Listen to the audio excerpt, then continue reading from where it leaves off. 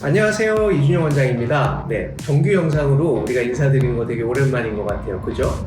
네, 그래서 오늘 유튜브 우리 편집하는 친구가 우리나라에서 머물지 말고 굳이 미국이나 이런 외국으로 나가야 하는 이유에 대해서 한번 촬영해보고 싶다 그래서 카메라를 켜게 되었어요. 네, 통상적으로 우리가 세계화라는 거 실제로 나라에서 주요 아젠다로 삼기도 하고 우리가 굉장히 중요하게 생각하기 시작했던 시발점이 대한민국에서 언제였을까? 이렇게 생각해보면 80년대에 해외여행 자유화 이후부터였던 것 같습니다. 네, 그 전부터는 좀 되게 정해져 있는 사람들, 그리고 진짜 해외에 공부가 있거나 실제로 부가가치를 창출할 수 있는 사람들이 해외로 나가는 것들을 허용하는 것들을 한정적으로 하고 있었다면, 해외여행 자유화 이후에는 내가 유학을 가고 싶다든지 또는 해외여행을 가고 싶다든지 이런 문화가 굉장히 자유화되면서 굉장히 자유롭게 왕래를 하다 보니 공부도 하고 싶고, 공부를 하다 보니 거기서 직업을 갖고 싶고, 또 하다 보니까 정착을 하고 싶은 이런 구조로 점점 이제 시발점이 되었던 계기가 되었던 것 같기도 하고요. 특히 1990년대 이후에는 우리가 문민정부 때부터 세계화 이런 것들이 주요 화두로 자리 잡으면서 우리나라에서도 정말 다양하게 해외로 진출하는 것들이 가속화되고 영어의 중요성이 대두되기도 했던 그런 시절이 있었던 것 같습니다. 그런 옛날 얘기를 하기에 앞서서도요, 우리가 최근 시국에서 과연 이 해외에 공부를 하러 나가는 것들이 반드시 필요한 것인가 아닌가 하는 것들에 대해서 정말로 많은 우리가 이야기들이 오가고 있는 것 같습니다. 제 생각은 특수한 목적들이 아니라면 대한민국에서 웬만하면 밖으로 나갈 생각을 하는 게 훨씬 더 유리하지 않나 라는 것들이 제 개인적인 견해거든요. 예를 들어서 우리나라에서 정책적으로 이렇게 진입장벽을 갖추어 놓은 일부 전문직 영역이거나 아니면 본인이 대한민국에서 딱 정해져 있는 반도체, 조선, 철강, 자동차 이런 것들의 계약학과 형태로 운영되고 있어서 본인이 해당 회사에 무조건 취업하는 것들이 목표라는 게 아니라고 한다면 웬만하면 해외에서 나가서 공부를 하는 것들이 상당히 좀 다양한 장점들이 있다고 보는데요. 그 중에 첫 번째 이유부터 한번 살펴볼까요? 첫 번째 이유는요, 우리가 생각보다 산업의 구조도 많이 바뀌었다는 것들에서 볼 수가 있을 것 같아요. 그러니까 이게 무슨 얘기냐면요, 예전 같으면 4년제 학사학위를 취득한 이후에 실제로 취업을 할 수 있는 대기업의 의자가 100명이 배출됐다고 했을 때 25자리가 있던 시절도 있었습니다. 특히 제 시절만 해도 거의 15명, 18명 사이에 자리가 있었다고 기억이 나는데요.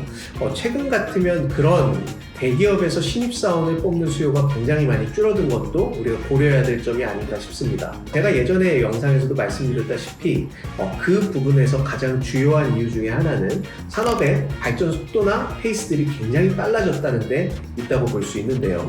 그 부분들에 대해서 쉬운 예로 예전 같으면 스마트폰 이전 세대에서의 휴대전화라든지 아니면 일반 백색 가전들이라든지 실제 변화하는 속도가 굉장히 느렸었거든요. 근데 요즘 세대에서의 이 전자제품, 그 안에 들어가는 소프트웨어, 그리고 그게 AI와 결합되면서 계속해서 무한한 가능성들을 가지고 발전하고 있는 속도가 엄청나게 빠른 걸 볼 수가 있습니다.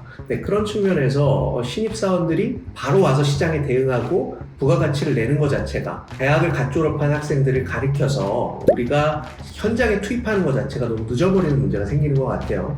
그런 문제들 때문에 실제로 많은 경험들을 좀 쌓고 그 이후에 대기업 같은 데도 경력직으로 들어가서 본인이 부가가치를 낼 수 있는 사람이 되어야 실제로 본인이 대학을 졸업한 다음에 원하는 직장을 얻는 그런 골 세팅에 가까워지지 않을까라는 부분도 있고요. 이 두 번째는 우리가 해외에 생각보다 의존하는 비중이 점진적으로 많이 확대가 되고 있다는 점입니다. 해외에서 우리가 인류의 역사에서 유례가 없이 미국에 종속되어 있는 플랫폼들이 상당히 많은 게 요즘의 특징이긴 한데요.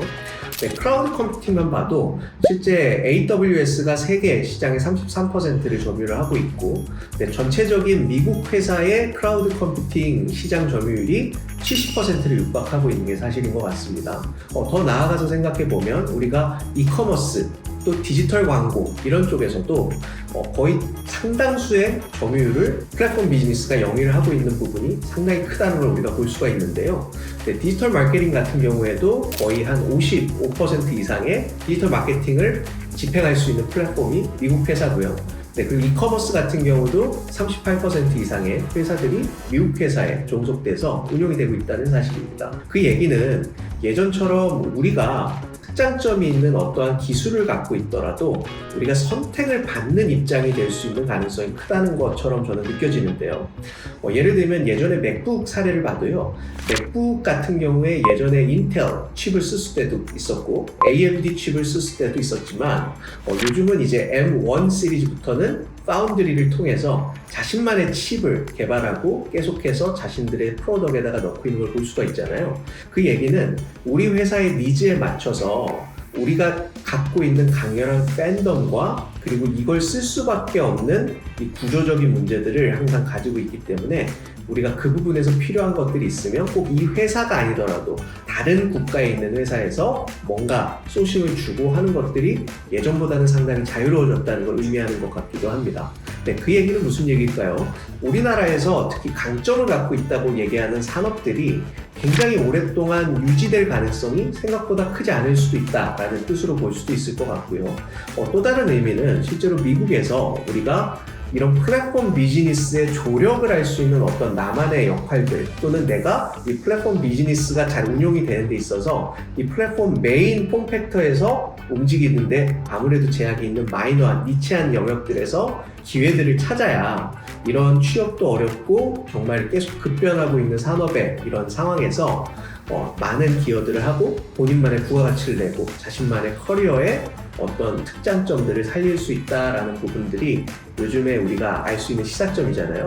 따라서 이런 부분들에서 우리나라에서 보통 새롭게 뭔가 혁신들이 일어나는 것들의 비중이 1이라고 했을 때 훨씬 더 많은 류의 비중을 이제 미국에서 혁신을 하거나 또는 미국 바깥에 있는 다른 선진국들에서 주도하고 있는 이런 상황이기 때문에 우리가 해외로 나가서 공부도 하고 뿐만 아니라 다양한 경험들을 쌓은 다음에 고부가 가치를 내려고 하는 노력들을 어릴 때부터 할수록 상당히 많은 장점들을 가져갈 수도 있다고 생각을 하고 있습니다. 그래서 웬만하면 지금 계속해서 산업들이 변화하고 있잖아요. 그래서 지금 뭔가 잘 되고 있는 어떤 것들을 추종해서 내가 컴퓨터 사이언스를 할 거야 이런 식으로 본인만의 커리어들을 고려하기보다는요, 웬만하면 미래에 앞으로 우리 사회나 인류가 어떤 식으로 좀 흘러갈 수 있는 건가, 그리고 지금은 그 흘러가는 과정에서 플랫폼 비즈니스에 독점하고 있는 점유율이 높다고 한다면 만약에 얘네들이 나중에 발전이 됐을 때